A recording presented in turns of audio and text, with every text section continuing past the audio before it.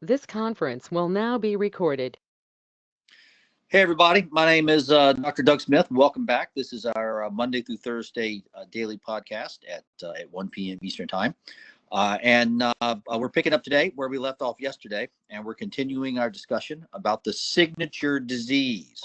Remember, we are presenting the scientific evidence that the opioids cause genetic damage in humans, and we're presenting it as if we were presenting a court case, as if we were doing let's say one of the pharmaceutical companies, we were accusing them of creating a product that damaged people's DNA. This is how the evidence would be laid out.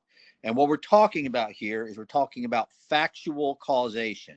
Factual causation is that X caused Y. And in the discipline of toxic tort, that's the type of law that you'd be dealing with if you were dealing with poisonings. In the discipline of toxic tort, factual causation, X cause Y, is broken down into 5 categories: general causation, specific causation, signature disease, biomarker of exposure, and biomarker of disease. We've already talked about general causation. We've already talked about specific causation, and we're now talking about signature disease. And what I wanted to do today was I wanted to take a look at the Dell study from 1990 in a little bit more detail. This is a crucial study. Now remember, this was 1990. Okay, we didn't have this nonsense floating around about the brain disease model of addiction. Okay, that nonsense hadn't started yet. So this was 1990, and Dell had an idea of what was going on. And so what Dell did was Dell got opioid dependent mice. Okay, can't do this stuff with humans, so he got opioid dependent mice. And what Dell did was he built a little operating room, and he put the mice to sleep, just like you'd put a person to sleep in a surgical suite. He put the little mice to sleep, and these were opioid dependent mice. These were mice that would go into withdrawal. And once he had them asleep and had all his equipment, had everything set up, he gave the mice naloxone, which most people would know as Narcan. And of course, the little mouse immediately went into withdrawal, which is exactly what Dell was trying to do, was get him into withdrawal and see what in the world was going on. And Dell had already cut open the bellies on these little mice and had all his stuff set up. And he was looking to see what happened with the nervous system when the little mouse went into withdrawal. Now, if this was a brain disease, if this was a mental health disease, nothing would happen with the nervous system. But Dell had little sensors all over the mouse's body, and he had a little catheter in the veins so he could draw blood.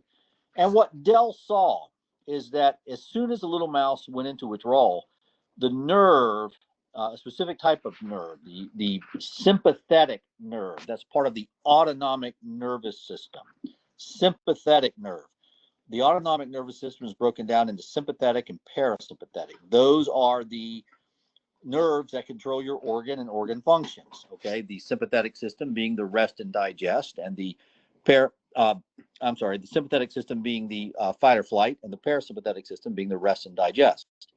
Typically one is in control at any point in time. You're not digesting your lunch while you're running away from the bear.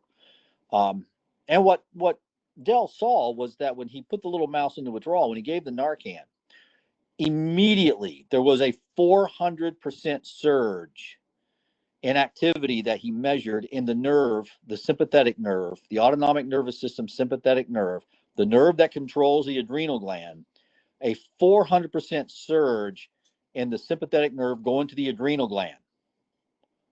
Okay, that is neurotoxicity. That is a dysfunction in the nervous system.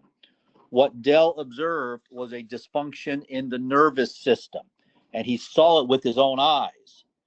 And simultaneous with this dysfunction in the nervous system, there was a 20-fold surge in epinephrine levels, which makes sense because epinephrine is one of the adrenalins, and the adrenalins are made and stored in the adrenal gland. And so if you lost control of the nerve that controls the adrenal gland, you're going to lose control of your adrenaline.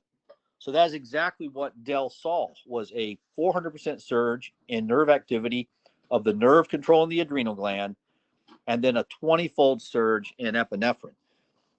Okay, you're looking at the signature disease right there. That is the signature disease.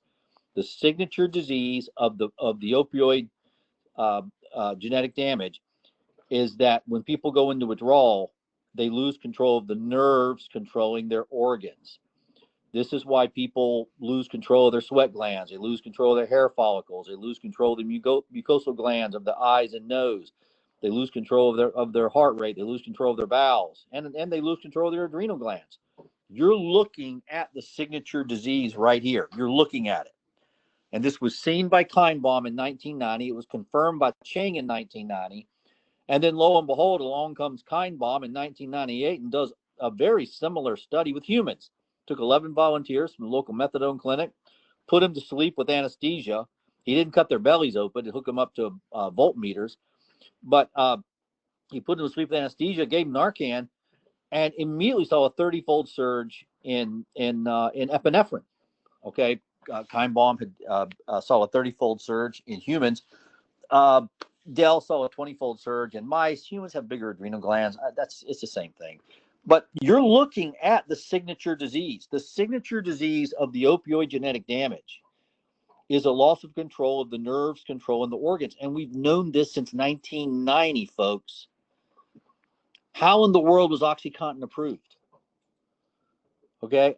If we knew this in 1990, how in the world was OxyContin approved in 1995? Let's talk about this tomorrow. Let's hold right here for today. Again, my name is Dr. Doug Smith. This is our daily podcast. Please like and subscribe to us, and put this podcast on your social media, and post it on everybody else's social media. And let's get the word out there. And we'll see you guys tomorrow. Thank you.